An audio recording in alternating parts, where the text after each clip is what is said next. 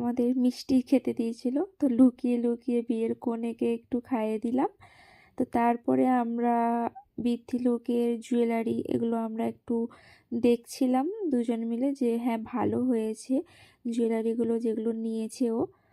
তো তারপর ওর ফেসটা আমি একটু থ্রেডিং করে দিচ্ছিলাম।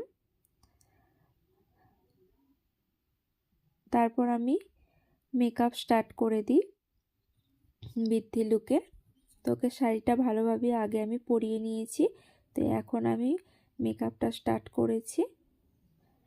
বৃদ্ধি লুকে আমি ওকে একটা সিম্পল মেকআপ করে দিয়েছিলাম, আর তাড়াহুড়োর মধ্যে করেছিলাম কারণ ও দেরি করে বসেছিল আর ওদিকে তাড়া দিচ্ছিল, আর এদিকে তাড়াতাড়ি না বসালেও আমার ওদিকে বিয়ের লুকটা করতেও অনেকটা লেট হয়ে যাবে।